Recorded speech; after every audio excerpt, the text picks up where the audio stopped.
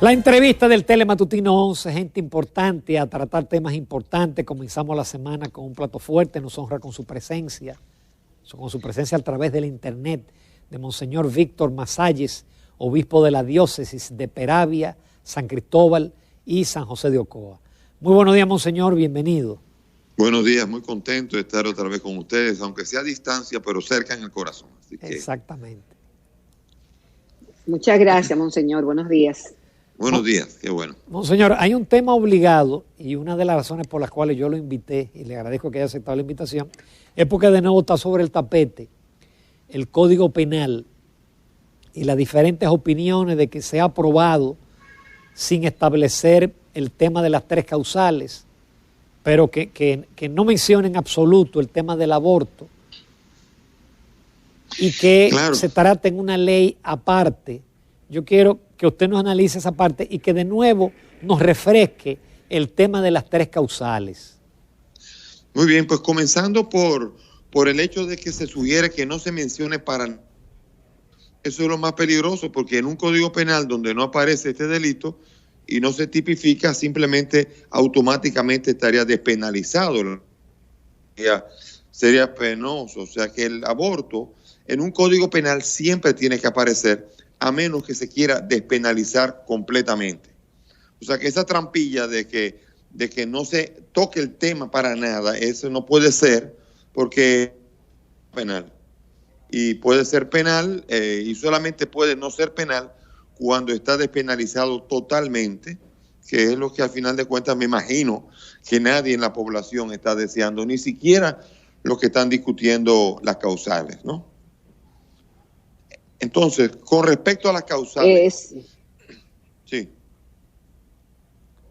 Sí, adelante, Monseñor. Causales. Tengo siempre un problema serio, que hay una diferencia entre causales y eximientes. Las causales son realidades, son mecanismos por los cuales se han utilizado en todos los países para poder abrir la rendija y dar un carácter general a situaciones concretas. Pero eso corre un peligro que se llama la libre interpretación del caso. Por ejemplo, en España, eso yo creo haberlo dicho en el programa de ustedes, en España la causal de cuando está en peligro la salud de la madre, entonces en España una persona que va a un psicólogo y dice que le está provocando demasiada ansiedad el embarazo, puede dar permiso para abortar diciendo que está en peligro la salud emocional de la madre. ¿Entiende? Entonces aquí cuando se dice la salud de la madre es muy genérico. Y sin embargo, cuando se habla de un eximiente, se asegura de que solamente se hará cuando esté en peligro realmente la vida de la madre. He dicho que en el penal que se propone, en el artículo 22, en el estado de necesidad, un eximiente importante de que está en grave situación la salud de la madre. Lo voy a leer. Dice así: en estado de necesidad, se presume haber actuado en estado de necesidad y por tanto realmente responsable quien ante un peligro que lo amenaza o amenaza a otra persona realiza o ejecuta un acto u omisión tipificado como infracción en este código. ¿Ven? O sea que en el caso de estado de necesidad, en donde, qué sé yo, estamos hablando de que hay una mamá con su niño en el vientre y hay nada más un destornillador y hay que una situación muy compleja. Si la persona actúa demostrando que actúa en el galeno, no va a ser nunca penalizado. Pero se asegura con esto de que será solamente cuando realmente sea necesario. Yo no sé si me explico. Perfectamente, sí, Monseñor. Entonces, las causales se interpretan de modo libre, completamente. Cuando no es viable la vida del muchacho, en España se interpretó que cuando va a sufrir rechazo, y eso permite que incluso a todos los niños con síndrome de Down en España son abortados porque no es viable una vida sana de un síndrome de Down en la vida cotidiana de España, lo cual es una interpretación que se agrava porque no se trata solamente de las excepciones, o sea, los excluyentes, sino que se tratan de una manera con un instrumento que permite la libre interpretación y la ampliación del concepto de aborto a cualquier situación similar o que se interprete como tal. Y la ley normalmente tiene que tratarse de manera que sea bien específica. Por eso que estoy en contra de las causales como tales, con el nombre causales, y se puede hablar de eximientes. Y eso es una realidad completamente diferente, pero que trata los casos en específicos, concretos, en los que realmente la situación está en estado de gravedad. Monseñor, con este nuevo gobierno y este nuevo Congreso que se estrenó hace una semana, se ha puesto al relieve el tema y parece que hay mucha urgencia, muchos sectores lo han dicho, de la aprobación del Código Penal, por lo importante que es, y obviamente no se ha aprobado por el tema del aborto. Al respecto, y fue planteado que se pusiera en una ley especial por el actual presidente de la Cámara Baja, licenciado Alfredo Pacheco.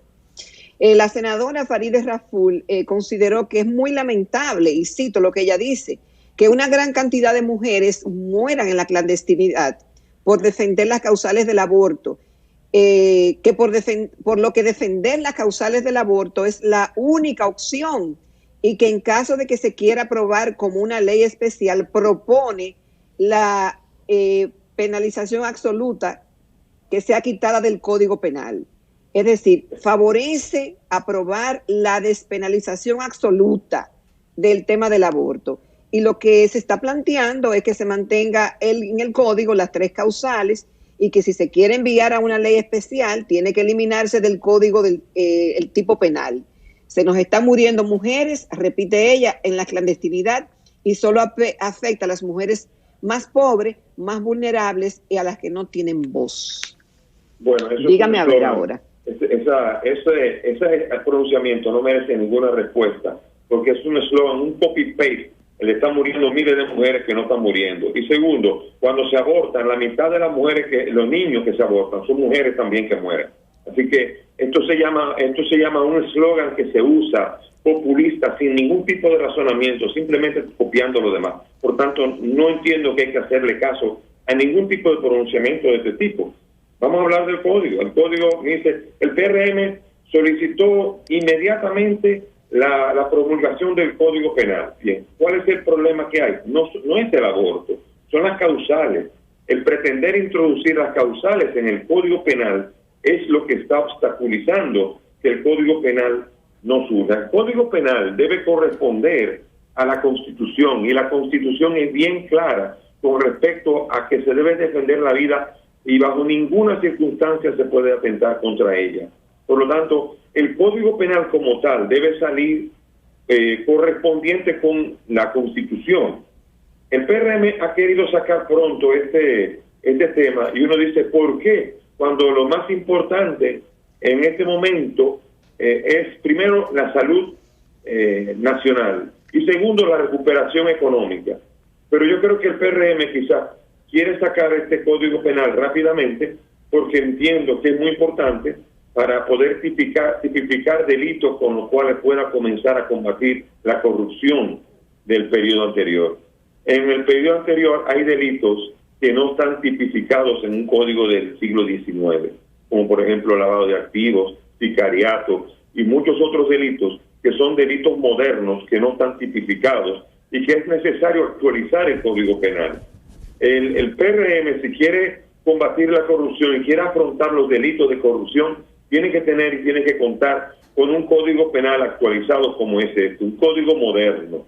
Ahora, el querer quitar el aborto totalmente, es despenalizar, decir que se mueren mujeres, eso no merece ninguna respuesta.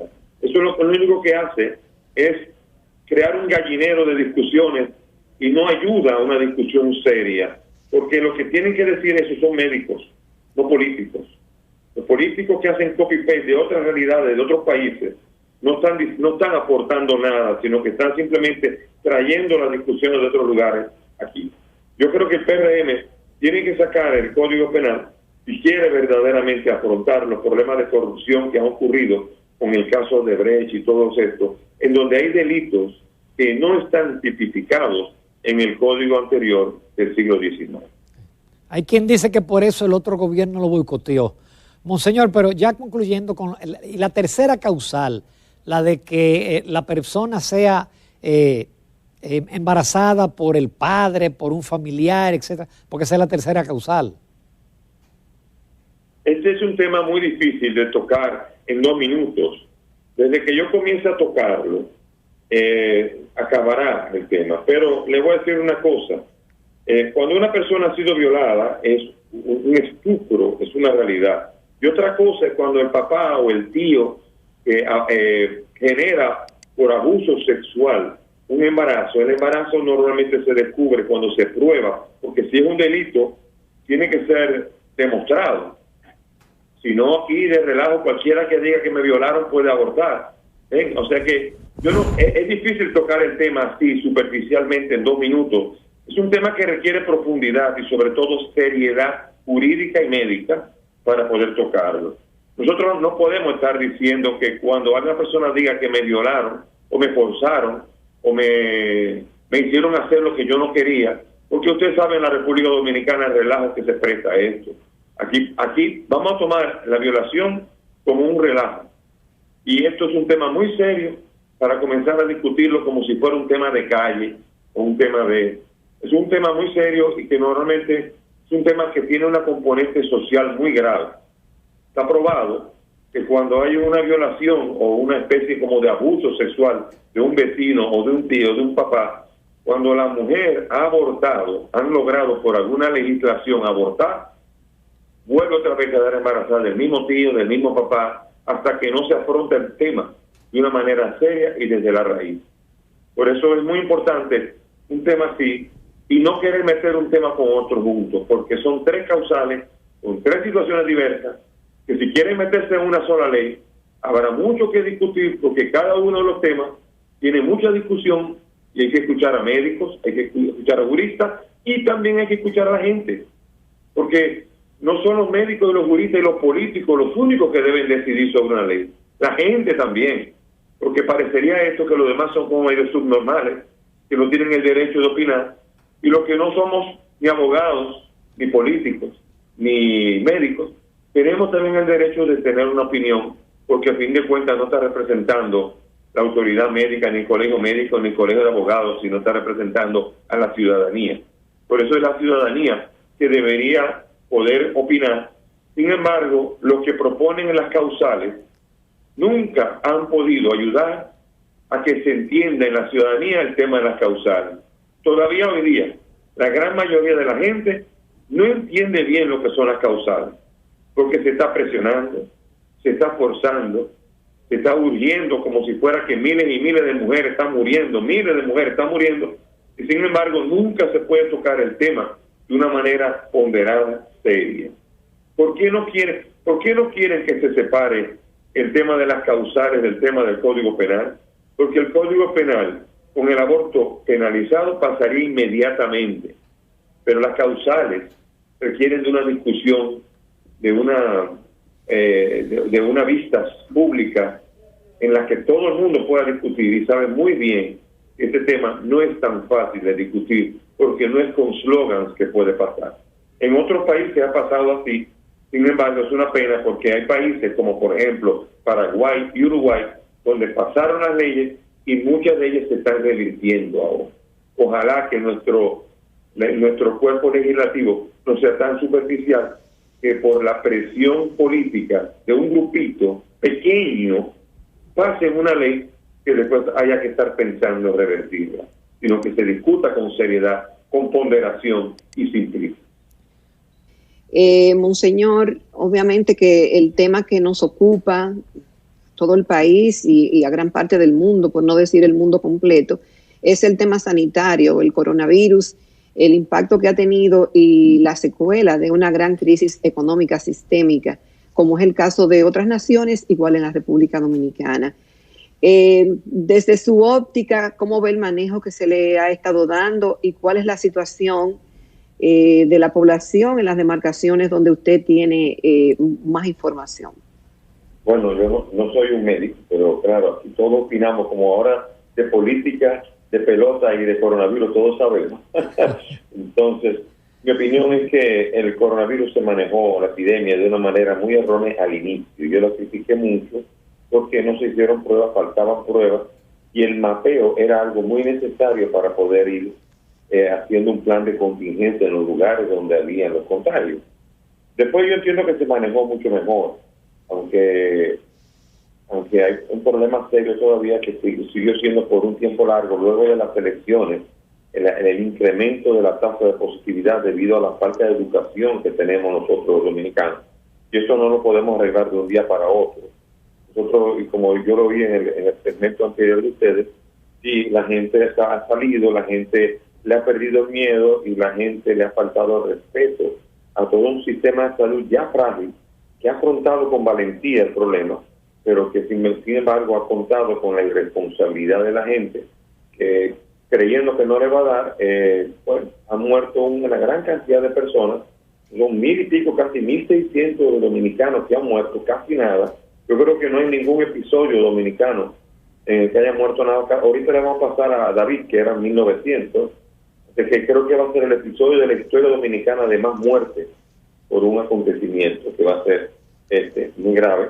A partir del 5 de julio de las elecciones, Peravia incrementó de una manera extraordinaria. Ya San Cristóbal, como está tan conectado con la capital, ya se contagió desde el inicio. Pero Peravia, que contaba con un nivel de contagio muy bajo, 1 de julio contaba con 200 casos nada más y unas pocas muertes. De repente ya para el 15 de agosto ya eran cerca de 900 y pico, casi 1,000 los casos. Ya cuando acabó agosto eran 680. Es decir, que de repente, de un momento a otro, hubo un incremento extraordinario en el contagio. Igual también en Ocoa.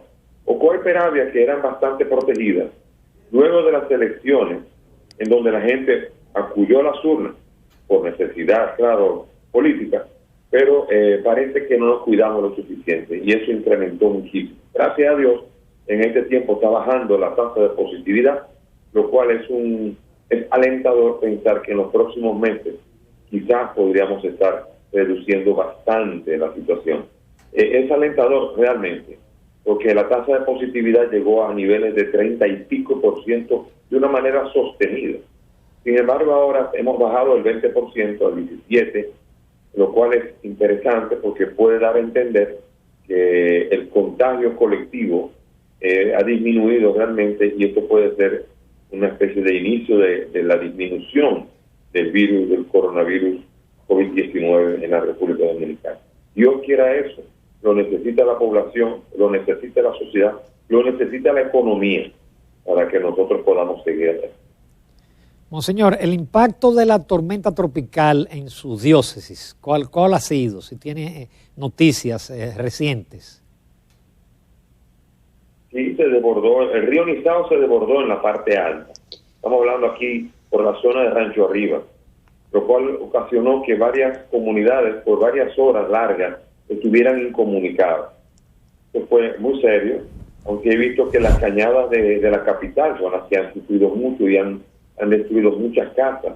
Aquí ha habido también bastante daño, sin embargo mucho más, mientras más arriba, o sea, más en la montaña, más ha sufrido la zona. En San Cristóbal también se ha sufrido en la parte alta, sin embargo ya en Villa Altagracia no tanto. O sea que ha habido situaciones en donde vamos a tener que ir actuando en el ayudar a reconstruir las casas.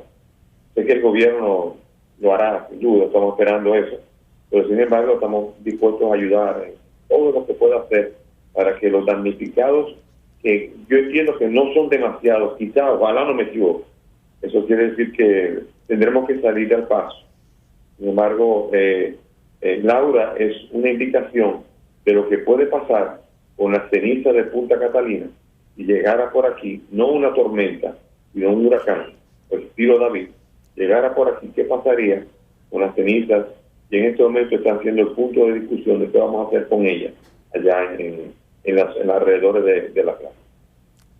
Pero por cierto, los anteriores Monseñor. autoridades, Monseñor, decían que no, que eso no representa ningún peligro, que eso se le coloca cada cierto nivel una capa, que eso no es dañino y que no es verdad que si un huracán pasa van a ser esparcidas.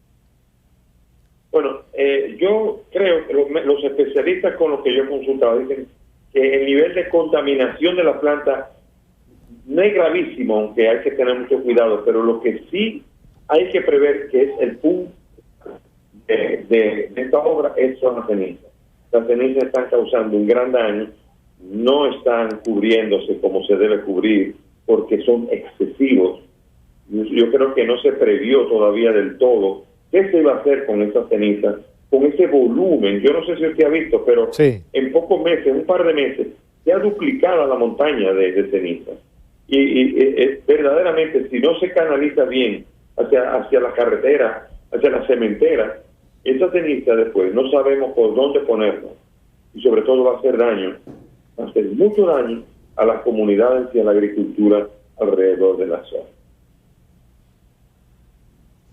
Monseñor, ¿cómo se están realizando o hasta qué punto se están realizando las actividades religiosas en sus diócesis? Entiéndase misa, catecismo, ese acompañamiento que tradicionalmente la iglesia le da a la comunidad, asistencia y otras actividades, bautismo, etcétera. ¿Cómo se están realizando en medio de la pandemia? Bien, las autoridades médicas, e igual se unió en ella en la conferencia del episcopado, puso medidas muy estrictas con respecto, por ejemplo, a la celebración de los cultos, de la misa, de la Eucaristía. Y lo hacemos.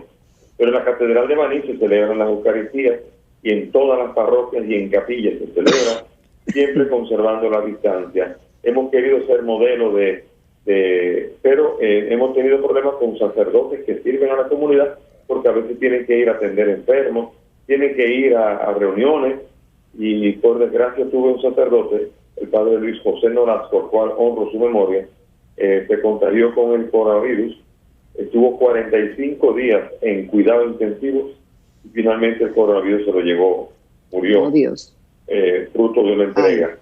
Varios sacerdotes de mi zona, de mi diócesis, dado lo han manejado. Gracias a Dios la mayoría de la gente que les da coronavirus, todavía el índice de mortalidad en nuestra región, nuestro país, es muy bajo. Luis José Nolasco tenía diabetes, que era una atenuante para su salud, pero los sacerdotes se han entregado. Y sobre todo, otro elemento importante ha sido a través de las redes. Particularmente yo tengo una misa diaria, que no he cesado de realizar, en donde se conectan en las redes mías nada más cerca de unos 4 o 5 mil personas diarias, después también en las redes de la diócesis, en las redes de Palabra y Vida, y sobre todo se está pasando por la radio y por la televisión. Y la gente ha valorado mucho ver la respuesta de la gente a través de las redes, misas televisadas o misas transmitidas por las redes, ha sido aquello que ha ayudado más a mantener la fe. No es lo mismo una misa en persona que una misa por las redes, pero definitivamente una misa por las redes alimenta la fe habitual en personas que pueden ir a la misa, pero por razones de edad, o porque viven con personas muy, muy adultas, o por situaciones diversas no pueden asistir, están obligadas a participar, porque esa es la mejor manera de poder mantener, cultivar la fe del pueblo. Yo he visto una respuesta también de las redes, de muchos sacerdotes míos que transmiten en sus parroquias por las redes. Sobre todo una muy importante es la de la parroquia Nuestra Señora de la Consolación en San Cristóbal, que transmite a miles de personas también a través de las redes la misa los domingos. Hemos tratado de mantener la medida de lo posible y sobre todo hemos hecho algo importante, que es trabajar en conjunto con la familia Perelló, que donó, porque no solamente es la fe, también es la caridad. La familia Perelló donó 30 millones de pesos, 22 millones y medio para la capital y 7 millones y medio para Baní. Hemos usado casi la totalidad para distribuir alimentos y bonos a la población, sobre todo identificando a las más vulnerables. La Iglesia Católica tiene una red extensa a través de las parroquias y de las parroquias a las capillas y de las capillas se identifica a las personas más vulnerables, y hemos llevado ya cerca de casi 7 millones de pesos. La familia Perello nos pidió que aguantáramos por si acaso hubiese un caso específico, pero siguiendo las intenciones del donante, logramos por un tiempo largo salirle al paso a las necesidades que surgían fruto de un montón de personas que viven en un trabajo informal y que en ese tiempo habían perdido la posibilidad de obtener recursos, pasando hambre, dificultades para sostenerse y sostener a su familia, y le salimos al paso con esta donación y con muchas otras donaciones que nos dan, de la cual nos sorprendió. Nos ha sorprendido realmente la generosidad de la gente. Desde la capital a Baní ha llegado mucha ayuda, desde lo mismo Banilejo, y sobre todo de la familia Perello, que salió al paso de una vez y de una manera incondicional para que pudiésemos ser la mano de la caridad hacia el que lo necesita en nuestra vida. Monseñor, ya casi al final de la entrevista, esta sociedad clama por el cese de la impunidad y el castigo a la corrupción, y pienso que esa ha sido una de las razones por las cuales el país votó por el Partido Revolucionario Moderno y por Luis Abinader, porque encarnaban esas ansias, y se manifestó o dio un primer paso con la designación de una procuradora independiente, la doctora Germán Brito. ¿Tiene usted esperanza de que realmente en República Dominicana habrá justicia, habrá condenas, habrán procesos? Yo veo el buen ánimo de hacerlo, y veo sobre todo la presión de la población que lo quiere. Eso yo creo que es una fórmula ideal para poder lograr que se investiguen los casos, porque no tampoco ahora hacer una cacería de brujas, pero sí, ciertamente hay muchos casos que se han quedado engavetados y que no se ha hecho todo el esfuerzo para hacer auditorías, y sobre todo si hubiese algo irregular, que en algunos casos pareciera estar evidente, porque se someta a la justicia. Yo creo que hay el ánimo y hay el ambiente, y sobre todo la presión social que lo exige. El Código Penal, vuelvo y digo que yo creo que es una herramienta esencial para esto. Es una actualización de una gran cantidad de delitos. El feminicidio, a propósito, si se aprueban las causales, la mitad de los que se aborten son niñas, son mujeres, así que la mitad van a ser feminicidios. Así que vamos a tipificar el aborto de una mujer como una niña, como el aborto de un feminicidio, a menos que se quiera decir que no, que en este caso no lo es. Pero es un poco de broma, pero para decir, el Código Penal es una herramienta esencial, la presión de la sociedad y sobre todo el buen ánimo que ha manifestado el gobierno de querer hacerlo. Yo creo que esto da una fórmula victoriosa para que la justicia pueda prevalecer en nuestra nación, que tanto lo necesita. Monseñor Víctor Masalles, como siempre, muy agradecido de su gentileza, de siempre aceptar nuestra invitación a pesar de sus múltiples obligaciones, y qué bueno que a través del internet, usted en Peravia, yo aquí en el canal, Jacqueline en su casa, podemos establecer contacto. Muchísimas gracias en todo lo que vale, Monseñor. Gracias por la invitación. Gracias, Monseñor. Bendiciones. Gracias. Nos vamos a comerciales breves, a la recta final del Telematutino 11.